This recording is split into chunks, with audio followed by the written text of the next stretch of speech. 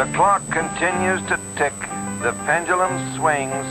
Sam Stone continues to pour oil upon troubled waters. Whatever metaphor you use, time is running out on the negotiations between the city and its union employees, and time is running out on Jim Hobson's bid to remain mayor of Waldenville one more term. Garbage may soon rise in the alleys. Parks may be closed. Our roads may fall into disrepair.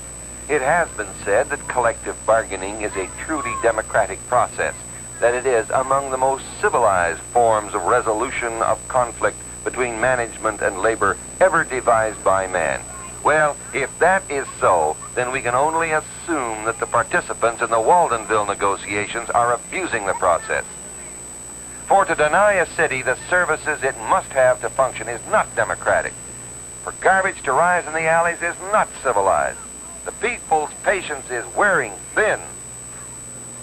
Joe, I asked you and Tom to come by a little early so that we might talk informally for a minute about subcontracting.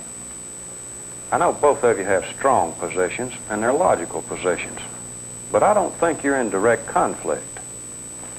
What are you suggesting? I really don't think it needs to be a contractual matter. All we want is the right, or perhaps freedom is a better word, to contract out if it's necessary. We aren't looking for a broad, sweeping policy. Well, I think you know how I feel.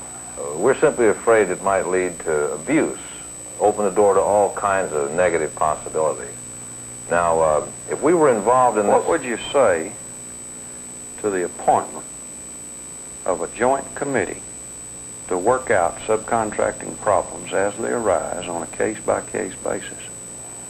You talking about joint determination? Well, not joint determination, but let's say effective recommendation.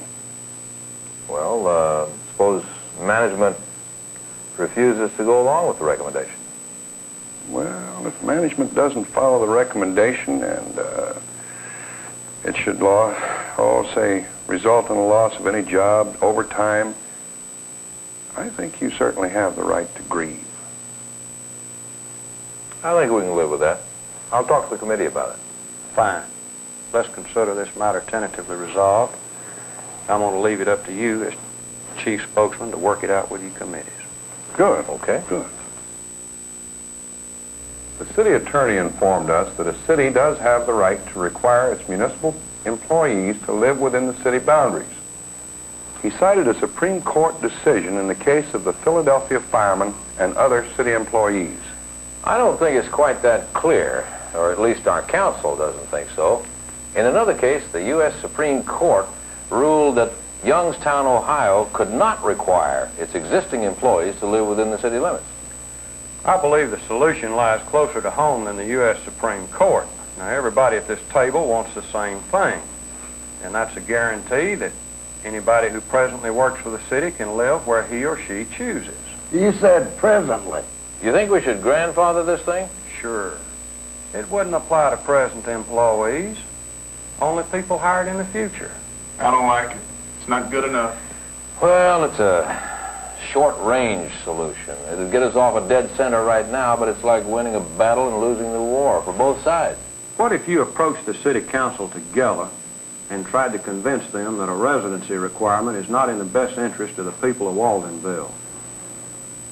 Together, I think you'd have a lot of clout, especially if the mayor's on your side. Who said the mayor'd be on our side? He's been blowing his horn pretty loud the other way.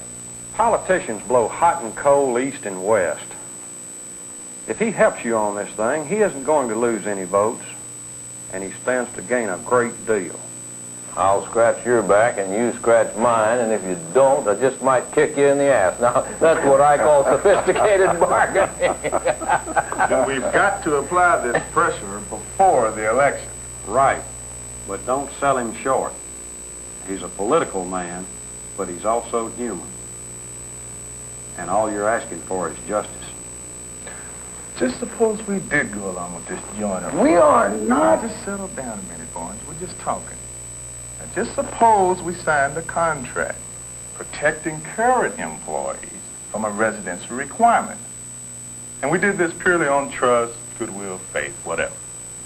Now, what kind of assurances can Callaway give us that the city council will respond in our favor? It's okay to protect the people we got now, but we also have a responsibility to protect the people coming on down the road. Now, I can't have my union split on this. I can't give you an assurance. Only reasonable expectations. It's a hell of a gamble. I know. With the mayor's support, I think we could tilt the odds a little. Would the mayor meet with us and give us his personal assurances that he'd support this joint effort? I'll try. You get to the mayor, and then we'll see what we can do. You're selling us out, Murphy. Take a look at that. I've got a call in the office. Look, I know how you feel, Ed, and I'll stand by you, but I don't think we can win. Murphy doesn't even live here. Where the hell does he get off gambling with my home? I'm sorry, Ted. Can't help how I feel. Look, Ed, first of all, you wouldn't be affected. It's a gamble any way you look at it. Suppose the union goes your way. Suppose you strike. Now put yourself in the place of those people on the city council.